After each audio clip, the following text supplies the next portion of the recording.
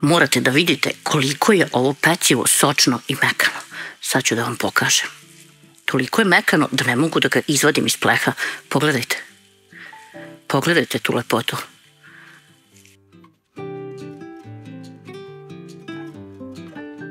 Pripremu započinjem tako što u jednu manju posudu izmrvim 30 grama sveže kvasca ili stavim 8 grama suvog.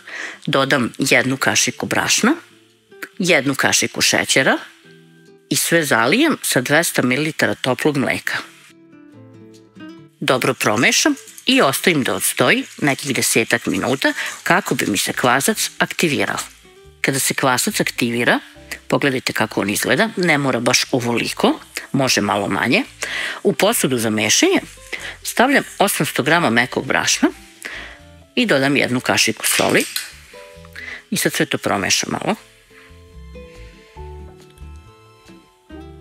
Tu dodam 250 ml vode, nemojte baš da bude hladna, aktivirani kvasac, 1 celo jaje i 50 ml ulja. Sad ću sve to prvo lagano da izmešam, pa ću kasnije da umesim testo.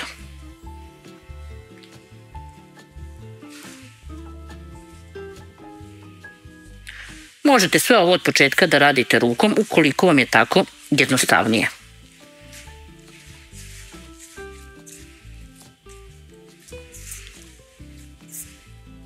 Sad kad se skoro sve povezalo, ali je još uvek lepljivo, prelivate sa nekih 20 do 30 ml ulja, pa ruku malo umočite u to ulje, okrenete sve i nastavljate da mesite.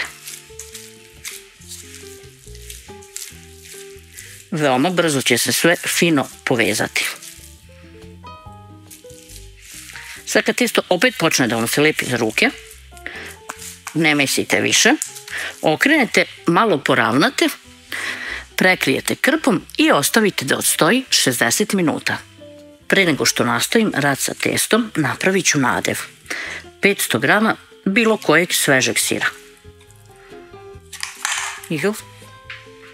Ukoliko nije slan, obavezno posolite.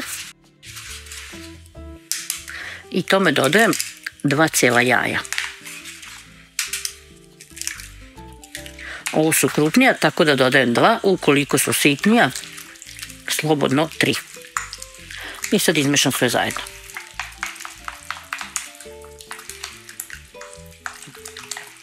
To bi bilo to što se tiče nadeva. E sad kada nam testo ovako fino naraste, pospemo radnu površinu, pa testo izvadimo i tu ga sad samo blago premesimo. Ne mesite puno kako ono ne bi postalo ponovo tvrdo i žilavo. Ako vam se to i desi, ostavite ga samo malo da stoji i ono će otpustiti.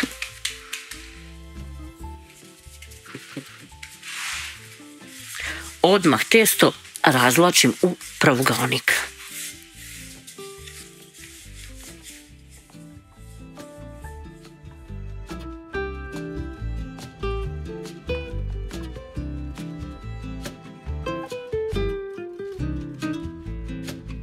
Kada testo ovako razvučem, od gore stavim nadev.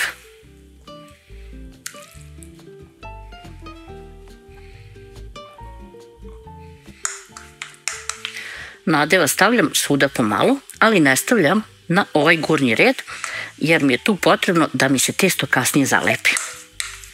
Pa ako ima nadeva, onda baš i neće. Sad uzimam 125 grama margarina ili maslaca, šta ko ima, i rendam od gore.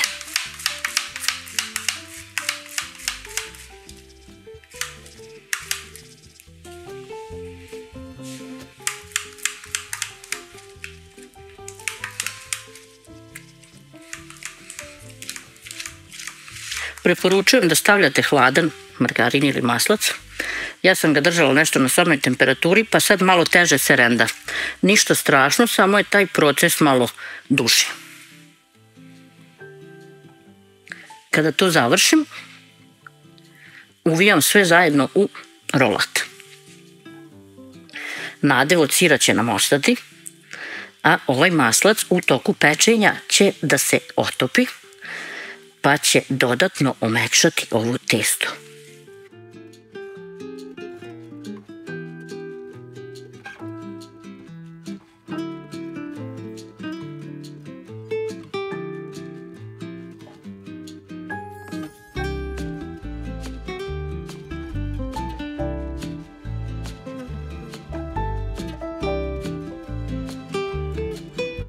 Evo ovako fino napravimo naš rolat i sada ga sečete na debljinu 2-3 cm.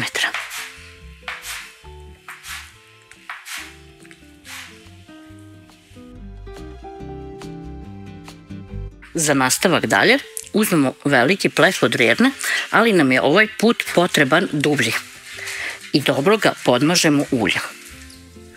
Možete da koristite i bilo koju drugu vrstu masnoće. Lepo namažemo sve okolo, a onda uzimamo jedan po jedan deo, možemo i od početka, i slažemo.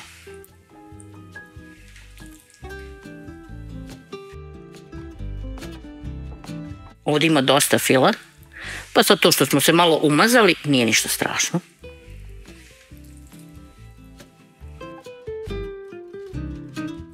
Ostavljajte ovako malo između prostora, zato što će sve ovo još dodatno da naraste, pa da ima gde da fino se naduva.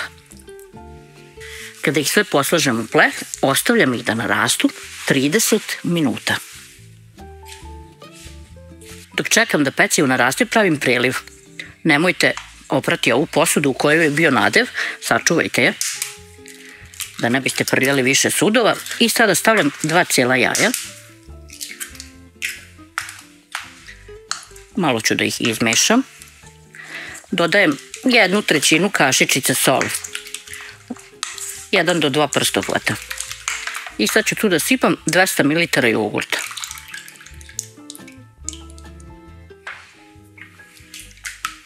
Mešam da se sve fino poveže. I to je to, preliv je gotov. Kada ovako fino narastu, pogledajte. Mažemo ih bogato ovim prelivom. Tako reći, zalivamo ih. Namerno ne sipam od gore, kako bih svuda ravnomerno rasporedila ovaj preliv. Sad kad sve ovako premažem bogato, idem u krug i još jednu turu. Popravljam ako negde fali, pošto one stvarno treba da budu ovako natopljene. Kada ovo završim, rernu uključim na 200 stepeni da se zagreje, pa ih nosim da se peku. Ispečeno. Vreme pečenja između 30 i 35 minuta, zavisi koliko pečeno volite. Sad ću da ih ostavim malo da se prohlade, pa ću da ih poslužim. Jednom kada budete napravili ovo pecivo, shvatit ćete koliko je ono u stvari sočno i mekano. A sad ću tu i da vam pokažem. Pogledajte. Pogledajte tu lepotu. Mekano, mirisno i diše i miriše.